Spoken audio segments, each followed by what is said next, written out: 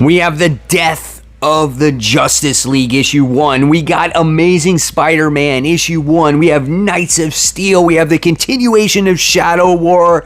All this and more on this week's episode of After the Poll. Guys, I'm Mike Spider Slayer. Welcome back to Comic Book Corner 2.0. And this is the video series where I take some of my most highly anticipated books and see if they live up to the hype. And I do a countdown from a number 8 all the way to number 1. And does this countdown hold up throughout the entire comic book week, where you're going to have to find out Tuesday night at 10:15 p.m. Eastern Time, where I do my live stream called Comic Book Weekly, as I have my co-hosts and good friends, Kat Comic Uno, Brant Fowler, as we discuss our week's top 5 comic books. Our comic book worth of news. We take your comments, your questions live. It's a lot of fun. So again, every Tuesday night, 10:15 p.m. Eastern. All right, so it was a jammed-packed week this week, guys. And let me tell you, I read 9 books. 2 of these books are going to be considered as one, and that's going to be the Shadow War books, because it was part 3 and part 4 released together. So they're going to count as one. So coming in at number 8, my least favorite book up until this point. I'm not saying it's going to be my least favorite book, as I'm going to read 25 books by the time this week is all done and over with. But at this point, my least favorite book right now is The Death of the Justice League, issue 75. This book was hyped because of the death of an iconic team and characters. Now, we all know that these characters are not going to stay dead. What was going to make this book worth reading was how these characters died. Was this going to be an impactful death? Was this going to have an emotional weight on the reader when they read this book? That's what I was very curious about. Now, when you open up this book, the book's artwork is absolutely gorgeous. I really enjoyed it. I loved all the action scenes in here. Just some great 2-page spreads, as you get to see in this book. So there was a lot of action. So if you're a comic book reader that was looking for a big brawl, big fight, I mean, you got it in this book. That's where it delivered, right? But on the ends of a story-wise, this did not deliver whatsoever. This book, right from the start, our Justice League heroes wind up getting transported from wherever they're at to this world, and they start doing battle against this great darkness, and they do battle against this Farah, is that how you say his name? Character, who wants all the multiverses to die and wants this universe to die, or whatever the case may be, okay? Really what this fight is a big brawl. We wind up getting to see our heroes basically disintegrate, and that's how they died. So after a big brawl, this is what you see. Now again, like I said, the art was cool. The way they showed them die was cool, right? So you get to see this right here, but they all just disintegrated and disappeared. They just disintegrated somewhere else. They didn't just truly disintegrate, right? There was one character here that had an impactful death, where it kind of hit you just a little bit, and that was Ollie's death. Green Arrow. You thought he saved the day at the end of the day, and his last line was, "See, I knew I could save the day. Aren't you guys glad you brought me along? Now let's go home and have some chili." And the next thing you wind up seeing is you got Doomsday that crushes him, and his last words are basically to Black Canary. And that's how he died in the book. Besides his death, all the other deaths did not matter. There was no heart in the book whatsoever. What makes issues work when there's a death is how impactful that death is. Just like the death of Superman. Yes, that was one of the first books that had a major character die, but look at the heart. Look at how much was put into that book. This was just a brawl. This was just a fight where a bunch of heroes disintegrated and went somewhere else. Wasn't impactful. That's why this book is just not high on my list. I wanted to be moved. even though I have not read this series in a while, this was very easy to understand. I was not moved in any way. The only person that I cared about that died was Green Arrow. So, is he the one that's truly dead and all the others wind up going someplace else? That's still yet to be determined. So we'll see what happens with our heroes when they come back. We don't know, but this was just not eventful at all for me. Coming in at number 7. Usually this book is really high on my list, but it wasn't as high this time around because I just felt like this was an in-between issue, kind of a calm right after a big storm. And this goes to Dark Knights of Steel, issue 6 of 12, written by Tom Taylor. Now this book is always well drawn. I love the characters. I love this universe. All right. And so here's some more of the artwork in here when there's not an ad. And this book had a decent story. We get to see John Constantine basically mourning here. We wind up finding out that Dick Grayson was kind of a spy for Batman in this book as well. And we found out that John Constantine loved Black Lightning in the book, which is the king. So again, it's another thing about the LGBTQ community, right? It's just like having another character that is gay in DC Comics. It's like they have to instill that in every single one of their books. And I don't mind that in my comic books, but these days it just seems like with DC Comics, it's every single book, right? It just seems like, hey, we just got to know that we represent. That's fine and dandy, but it doesn't have to be in every single book, right? So moving on from that, all right, I thought it was cool that he was a spy and they tried to kill the spy in Constantine. It's like, you know what? Our war is not with him. It's with Superman, and we're going to go to battle. Superman's trying to do this big cover-up with him not knowing where Batman is, and is trying to go to Themyscira to stop this big war that's about to happen, but it's a big fail. Basically, he winds up meeting Lois in this book, and his persuasion to stop this war did not happen. So this is, again, just the calm before the storm, and I like this book. It just was not my favorite issue. Coming in at number 6. Now, these two books are parts. This is Robin issue 13 and Deathstroke Incorporated and issue 8. And this is the Shadow War part 3 and part 4. Both of these parts came out. One book I felt was better than the other, but they're going to act as one. I thought the Robin book was much better than the Deathstroke book. I'm going to show you the artwork for the Deathstroke issue first. So here is the way Respawn looks in here and Slade looks in here. The characters look weird. They're just like bulky. You know, it's just not my style of artwork. It's not horrible, but they just look off to me, right? And then when it comes to Robin issue 13, this book has a lot more action. It's got a little bit more in-depth storytelling. The artwork is better. And here we get to see it here, right? We get to see more Respawn fighting Ravager, and you get to see all the characters in this book. So it's just overall a much better, a much nicer and cleaner book when it comes to the artwork. Now, when it comes to these two parts, this is basically still trying to figure out who killed Ra's, who sent who where. And in Deathstroke Incorporated, you wind up getting to see the revelation of what happened with Batman and Talia's hookup. They actually didn't hook up. They were sharing a kiss with each other. It was kind of like this little moment in weakness. Batman was like, no, I can't. Selina. You know, come on, Batman, step up to the plate. It's one night stand. You could have done it, right? And what happens is you get to see Respawn and Slade just kind of develop their relationship on their training. And again, trying to figure out who did what. Like, who killed Ra's. And Batman believes that Talia didn't do it. You got this Angel Slayer or whatever it is that's going after Talia as well. So it was okay. I mean, it was nothing spectacular. The Robin issue was much better in my opinion. as we finally get to the conclusion that, well, Deathstroke did not kill Roz. So we finally get to the conclusion of that. We wind up getting to see Respawn's face once again, and he reveals himself to his brother, Damian. So Damian is his half-brother because they share the same mother, but obviously Deathstroke's DNA is in Respawn.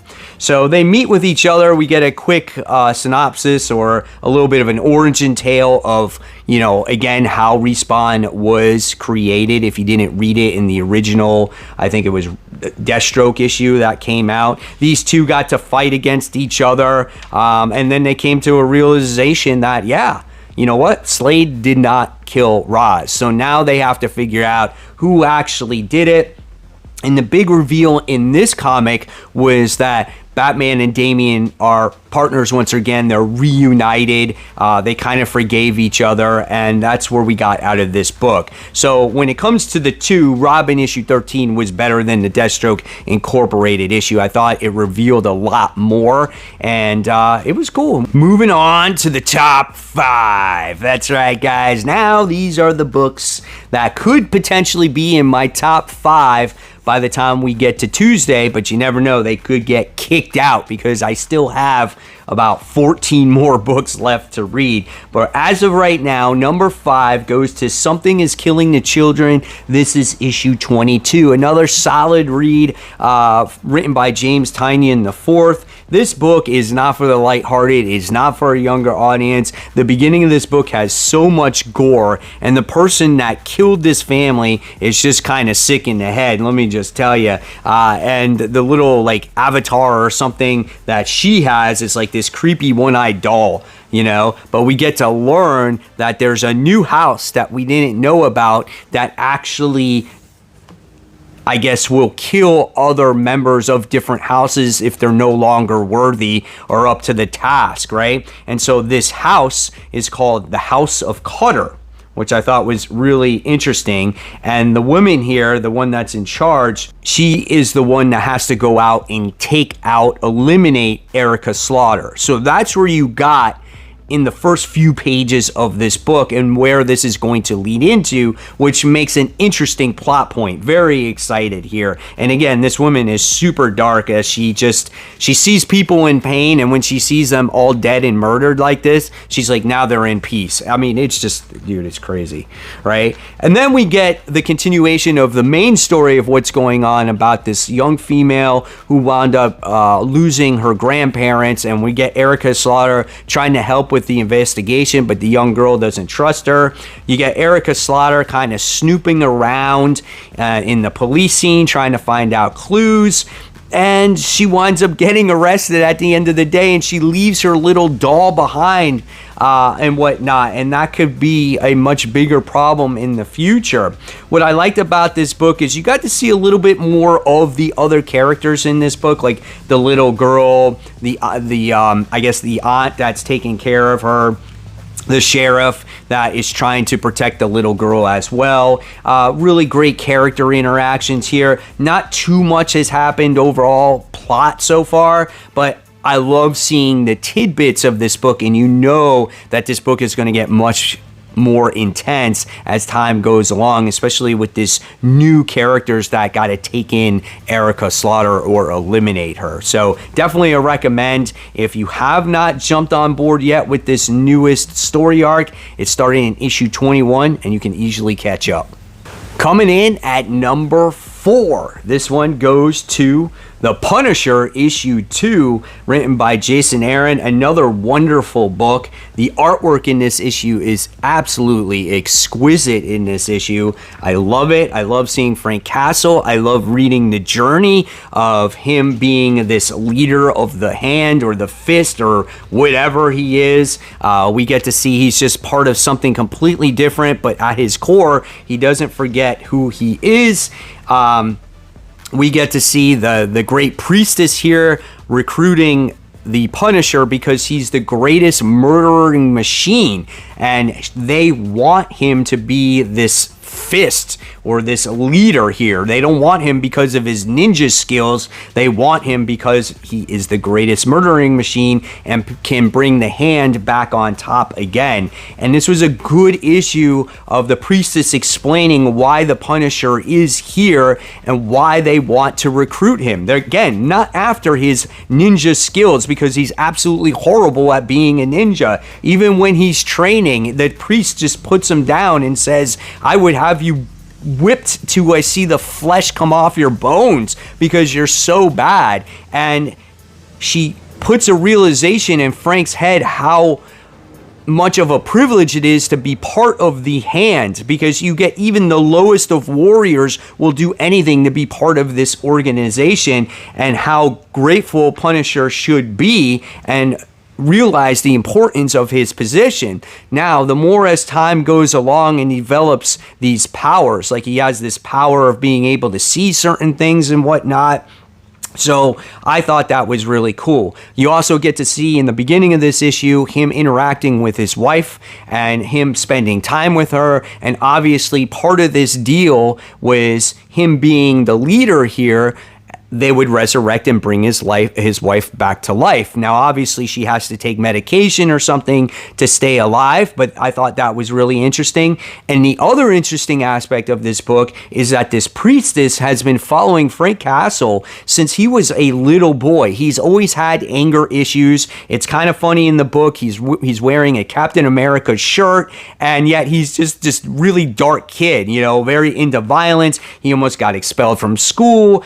So at a young age, again, this priestess knew the journey that he was going to go through and eventually be part of the Hand. So really great stuff. Now, the bad guys in this book, I'm not a huge fan of, but we got to see the main baddie at the end of this issue, which was Ares, and it kind of makes sense now when you saw who he was, why all these guys wear these Trojan masks, right? I thought it was pretty cool. So I'm anxious to see where this book does continue to go, and if it continues to interest me. Right now, it has me hooked. I mean, look at this page. That is so cool right there, man. Really well-written book. I love it. I think this is Jason Aaron's best work in a very long time. I can do nothing but recommend The Punisher. All right, so this may be a little bit of a controversial pick, and remember, this might not fall at number 3 by the time we get to it, but this is my number 3 pick as of right now, and a lot of people are saying that they did not like this book. This is not their favorite book in the world. It's horrible artwork, and listen, when it comes to the artwork, I totally understand. John Romita Jr. is not my favorite artist in the world. Characters just look funny. Randy is in this book. He looks like a little kid. There's just certain aspects of this book that just don't work. You got Tombstone in here that doesn't look like Tombstone. We've seen much better drawings of him. There is a couple pictures, though, that did work in here that I liked. There was one scene in here where Human Torch makes his appearance, which I thought was actually looked kind of good. There's a couple pictures with Spider-Man in this issue, which, they're not the best, but I thought they were okay. When it comes to artwork, when it comes to Spider-Man, you need a top tier artist, and you need an artist that's going to really animate the character to make the book pop. So I can understand why you don't like the artwork. However, when reading this book, it did bring back more of a nostalgia feel for the character for me. I don't know what it was, but there was something about it that gave a traditional Spider-Man. Now, when it comes to the story, this was a huge setup issue. There are tons of things missing that we don't know that has happened to Peter, right? We get to see him in the beginning when we saw that preview of the book. He pops up out of nowhere. He's out of breath. His suit is torn. And it looks like, I think, he went to some alternate dimension or something happened to him that he has not been around. And then we flash forward to 6 months later. So there's a lot that we have not seen why everyone is on Peter's shit list, right? If he did go to a different dimension, we have to see that. If he's in outs with all these other people, we have to see what happened there. Why does the Fantastic Four not like him? Why did Mary Jane leave him? Why does he have all these debts to pay, right? And you probably say, well, you know what, Mike? We've seen this before. We've seen Mary Jane leave him. We've seen him, the poor Peter Parker, the Parker luck and stuff like that. But I think this is that introductory issue where we have to get the story presented to us that we have not seen on panel yet, right? So in the meantime, in this first issue, you're going to see all this stuff that, you know, the poor Peter Parker, what he has to go through, right? You get to see a couple things, a couple tidbits of what happened in Nick Spencer's run with Tombstone. He has Randy asking his daughter in hand in marriage, which I thought was kind of cool. We get to see a territorial thing that brings a much more grounded level to Spider-Man as well. And then as this book continues, the big kicker of this book, after we get to see this exchange between some of these characters and like Goblin Tech and stuff like that, we see Peter crash back at home. He's trying to keep in touch with Mary Jane, and all of a sudden Mary Jane talks to Peter and says, you can't call this number anymore. And Mary Jane is with some other man by the name of Paul. So who the hell is Paul? And the biggest kicker of them all is that Mary Jane has got kids. And I was like, what is happening there, right? Kids. Because they call her Mommy. And I was like, wait a second. What did we really miss? And these kids are old. Like, I don't know, 3, 5 years old? Who knows? And you know what? I enjoyed it. Because I have so many questions, right? I want to know, how does Spider-Man get that Goblin Tech? I want to know, where did Peter Parker go if he went off-world somewhere? I want to know why Mary Jane has these kids. Is she in a relationship with this dude Paul? Like, there's a lot of questions here. And this first issue is kind of just where Spider-Man is at this time, you know? Not too much has been brought upon from previous issues or story arcs, but a little bit has, and I'm sure eventually we'll get there too. But I want to see this journey. So even though this may be not the best first issue of Amazing Spider-Man that you've ever read, it is intriguing and there's a lot of setup. So let's give it some time before we throw it down the toilet or drop it, guys. Tell me your thoughts in the comments below. Number 2 goes to one of my favorite comic books, and I will preach this book until it's canceled or it ends. And this is Gunslinger Spawn issue 7, done by Todd McFarlane and Brett Booth. This book is so freaking good. I mean, I love this series and I love this art. It's always a pleasure to read and to look at. You can look at the artwork in this book for days. It will never stop. The 2-page spread in here is so good. Even though not much has happened in this book, I always find myself loving this book. It's just so entertaining. So what does happen in this book? Well, we got to see Javier. That's the Spawn's name, or Gunslinger. And he does battle against this mega wolf. He's like 8 foot tall. He's like one of these creatures that is going after Spawn. And whatnot. And you get to see this big battle. And the reason why this battle has happened is because, you know, Spawn was in his land and he's trying to recover some stuff. And they want him dead, obviously, right? And Spawn is trying to get back to his time. That's the biggest thing with him, is he wants to get back to, you know, the 1800s or wherever it was that he was at. He knows something big is getting ready to come after him. He can't be the solo person anymore because he's going to wind up getting himself killed. So he's looking for help. And the person that he winds up going after is She-Spawn, which is Jessica Priest. And he tries to talk to her in a bar, and it looks like it's this like pickup thing, right? And Jessica Priest is undercover in this bar, and she's like, dude, you can't talk to me right now because, like, you're going to blow my cover. She's trying to, you know, she's in a mission and she's trying to fix something or figure something out. So this guy's trying to hit on Jessica Priest. Javier sits there and goes, yeah, the lady's fine. And the guy's like, dude, I didn't ask you, so why don't you just leave? And then Jessica is getting all scared because she feels like she's going to blow her cover. So she takes Javier to walk out. And the dude calls Jessica a whore. And he goes, wait a second. what did you just say? So they're just going to go into battle with each other now, which I thought was cool. Like, nothing really happened in this book to sit there and be like, oh man, that was a great plot point and it was really in-depth story. No, it was just a fun comic book with great action and great artwork, and sometimes that will overtake anything that is going on in comics today. I love this issue. So much fun. All right, so here we are at the number 1 spot. Now, like I said, will this number 1 book and the other top 5 hold out throughout the entire week? Well, we'll find out. I still have 14 books left to read, so that's a lot that can overtake. And one of those books is still that final issue of The Last Ronin. So that could overtake this book, especially because I have high expectations for that one. Just didn't get a chance to read it yet. So here we go. My number 1 book as of right now goes to Carnage issue 2. Ram V knows how to write a good Carnage book, man. This book is phenomenal. This puts what he's doing at Venom to shame. So good. Love the artwork in this book. Very horrific, a very dark tone book. So well done.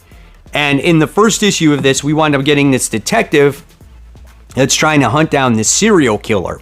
And he found the place where the serial killer is with, and the serial killer idolizes Carnage. And so he's tagging along with Carnage. And Carnage is like, well, maybe we can change you. Maybe you can be this pretty good guy, but you are kind of a loser. But, you know, you can tag along with me if you want to, right? And so Carnage is taking this serial killer on this journey with him to explain to him that he doesn't need a human host, but he's trying to power himself up. So he's taking molecules from Hydro Man and powering himself up. And now, when you get to the end of this issue, he's going to Spot, and he's going to try to murder the Spot in this book as well to gain his, like, teleportation powers or whatnot. And I thought that was really cool. And what this book reminds me of is it's just like a horror Spider-Man villain book. That's what this book reminds me of. But see, he's going to try to take out Spot at the end. And in between this book, we get to learn about this detective that's been on the scene, and you thought that maybe he was going to get murdered, but Carnage is playing with him a little bit. He gives him a piece of the Carnage symbiote to power him up, because he looks at that detective as the Carnage symbiote's on a journey, and this detective is on a similar journey. And he's kind of playing with him, and he gives him a piece of the Carnage symbiote, and the detective all of a sudden is starting to transform. He has, like, He's got this symbiote coming across him. It's like he's becoming another Carnage or another Venom or something like that.